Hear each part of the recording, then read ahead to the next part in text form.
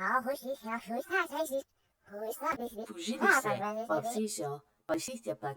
爸，复习不在。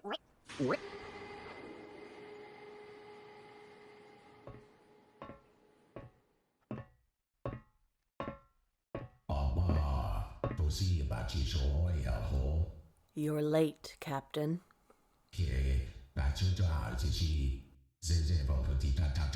I don't want to hear your pitiful excuses.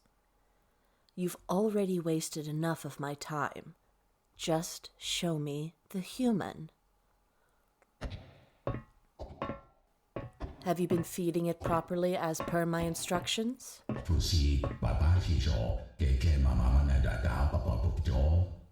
Good. It does look slightly healthier than before. Of course, I'm still going to do a full inspection before finalizing our deal. Hush, Primitive. I know you're excited to see me again, but you shouldn't interrupt when civilized beings are speaking. Understood? Wonderful. It seems you've learned some manners since the last time we spoke. Now, turn around and show me your back. No superficial damage, that's good. How was your voyage, human? Were you treated well? Or did these savage brutes attempt to harm you in any way? What do you mean, not directly? No, it is a big deal. Tell me, what did they do? You are my property now, Primitive. Valuable property. I don't care if you think it's not important enough to mention. I will be the judge of that. Now, speak. See, that wasn't so hard, was it, my precious little endling? Captain, you have some explaining to do. It has come to my attention that members of your crew have caused my Primitive great distress, despite the very clear instructions that I left your superiors upon purchasing this slave from your dubious market.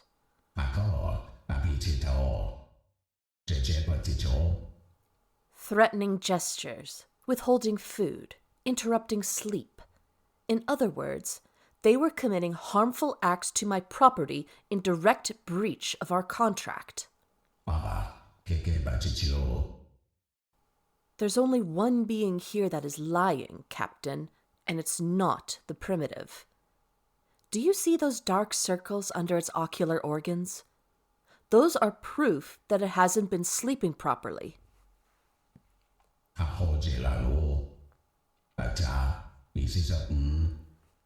Really? That's your response? Pathetic.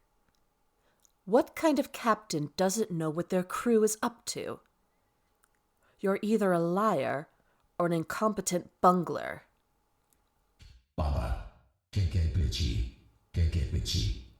Mark my words, Captain. If the actions of your crew have caused any lasting damage to my Primitive, I will make sure you have ample time to regret every single mistake you've made in your pitiful life as you slowly tumble into the event horizon of a black hole. I hope so for your sake, Captain. Let's just get this over with so you can get out of my sight. Open the cage. I know what I said. Stop questioning me and open it. The implant will be more than enough.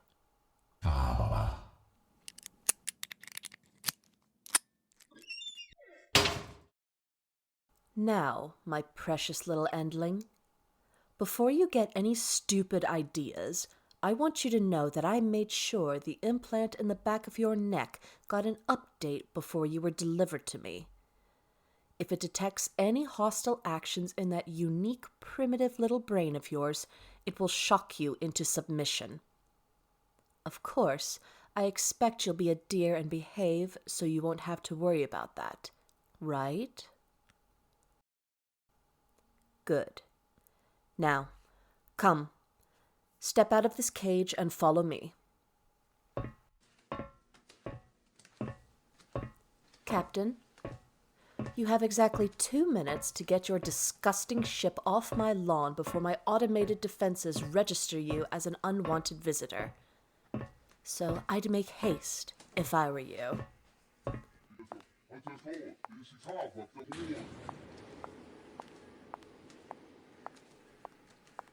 You should look in front of you when you walk, my little endling. You might fall and hurt yourself if you keep gazing up at the sky like that.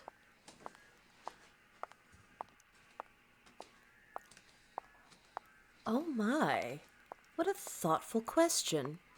You know what? Since you already seem to know your place, the answer is yes. From now on, I will allow you to speak to me until I say otherwise.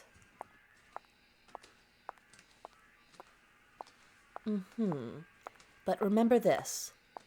I am your owner, your savior. I am the only reason you are still alive, so I expect you to remain respectful. Otherwise, your permission to speak will be revoked and you will be punished. Understood? Great. Now then, what is it you wanted to ask? Fine. You have my permission to stand still and enjoy this moment. Consider it a reward for your obedience. Oh, but do be careful, my precious little endling. If you stare at our sun too long, you might go blind. We wouldn't want that, would we?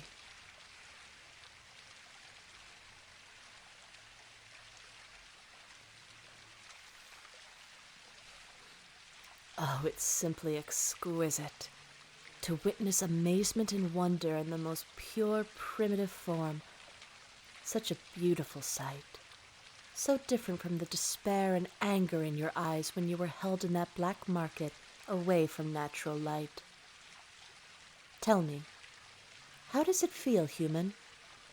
To no longer be confined to a cage. To be able to walk again under a strange sky and sun. And yet, it is not a dream. It is your reality. Your ancestors must have thought about this possibility when they looked up at the night sky. And here you are, the first and only one of your kind to walk beneath another star. They would be proud of you, wouldn't they?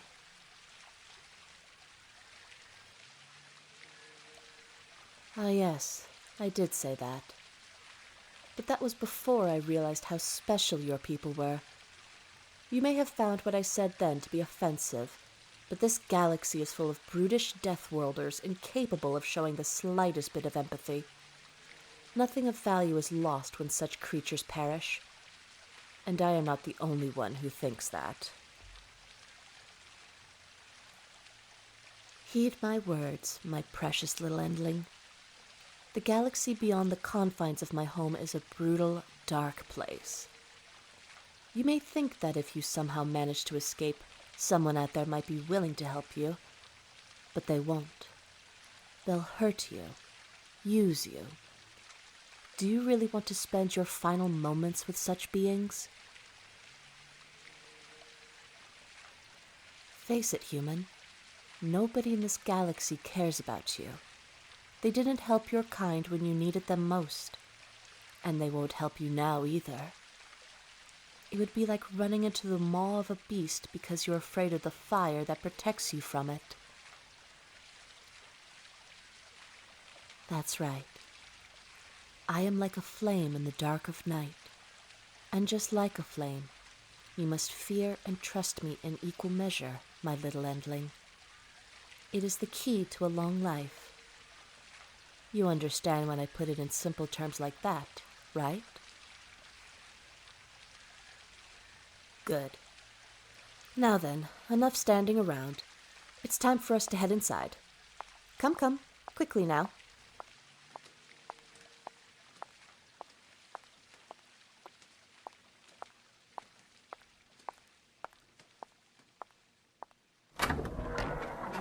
We'll head right to your room without delay. It is where you will spend most of your days. The rest of the house will be off limits to you. Unless you are accompanying me, of course. Don't worry. It will be incredibly difficult for you to leave your room by mistake. I've made sure of that.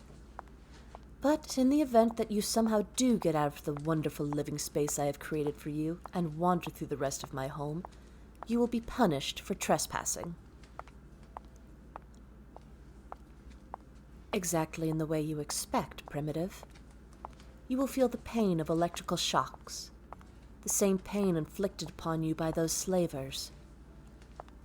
But unlike those sadistic brutes who hurt you simply for their own enjoyment, I will only employ such methods when it is necessary, as a corrective measure.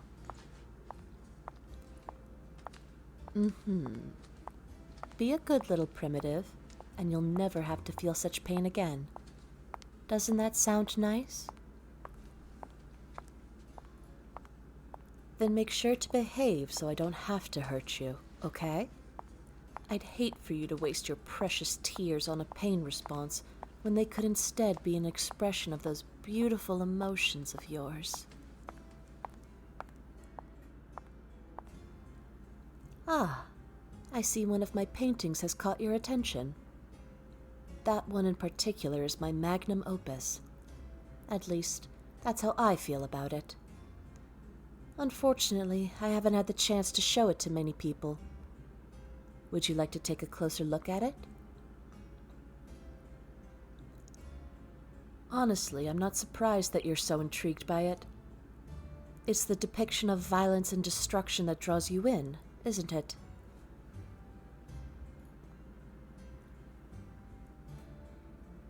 Oh?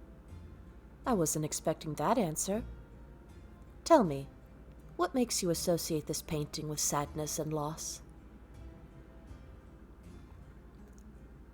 I see. And this figure of my kind that you are so interested in, do you understand that it is a victim?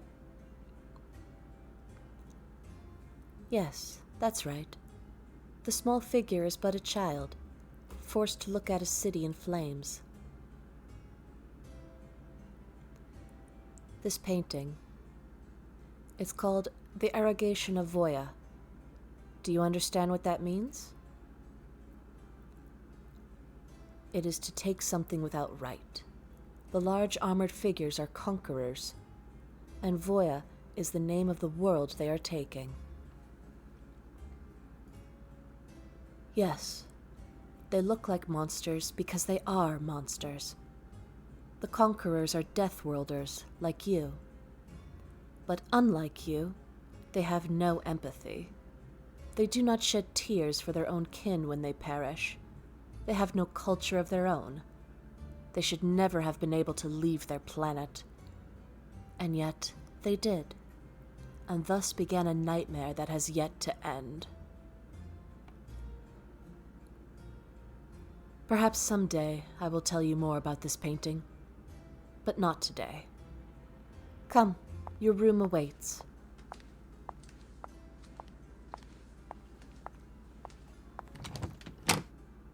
And here we are. Welcome to your new forever home, my precious little endling. As you can see, I've put in a lot of effort to make sure it looks exactly like a room from one of your primitive homes. But I suppose now comes the moment of truth. What do you think, human? Does it remind you of home?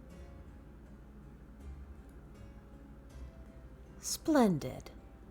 I was worried there might have been some mistakes since we couldn't get a lot of imagery to use as references, but I'm glad to hear it turned out all right.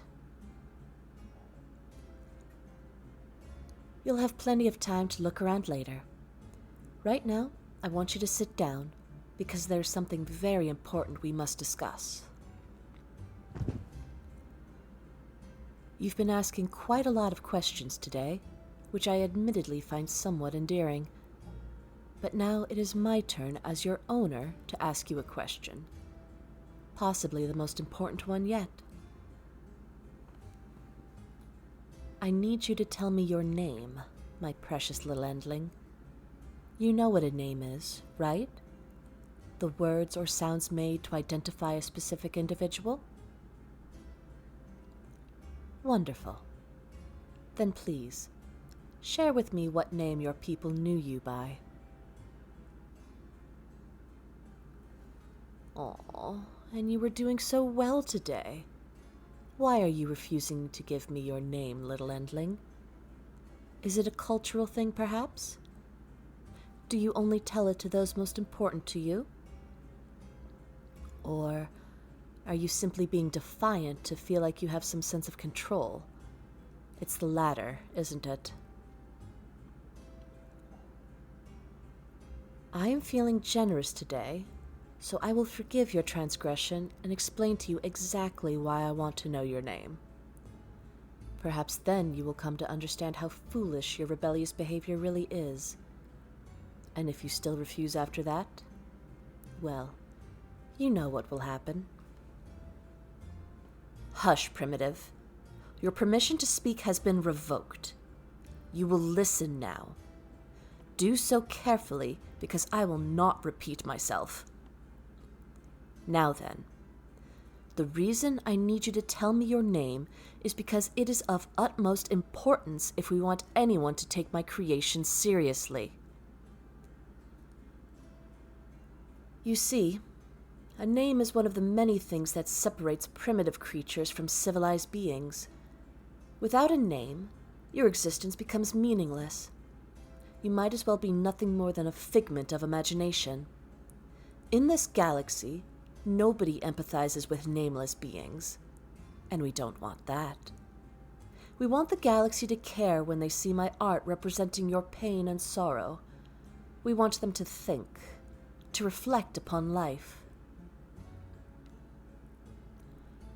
Now, I permit you to speak again. So tell me, Primitive, do you have a name? Or are you just another heap of flesh and bone that will perish and be forgotten, swallowed by the void of history like the rest of your people? Ah, so that is your name. It is strange, in a good way, exotic, yet oddly beautiful. Thank you for sharing it with me. Oh? Well, since you're asking so politely, perhaps I will. There's only one little problem. You see, I have many names, my precious little endling. So, do you want to know the one I was given by my progenitors? Or shall I tell you the name the Soluvians gave me? Or perhaps you want to know the pseudonym I use for my art? Oh no, perish the thought. I may speak their language, but I am by no means a Soluvian. I am Voyan. Remember that, because if you call me a Soluvian again in the future, I will assume you did so out of malice. Good. Now, what will it be? Which of my names would you like to know? I see. My Voyan name, then. It's been a while since anyone has used it. My name is Lireshie. But you, my precious little endling, may address me by my full name. Lireshie Yavria Rul Anya Shovoya.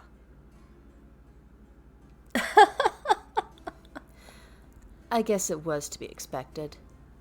In that case, you may simply call me Lireshie. It should be easier for you to remember. Let's practice saying my name, shall we? It's pronounced Li-re-shi-ye. Repeat after me. Li-re-shi-ye.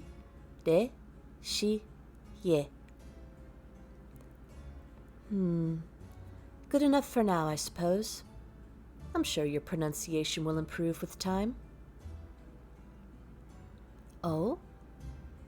You sure are curious, aren't you? What is it you want to ask this time?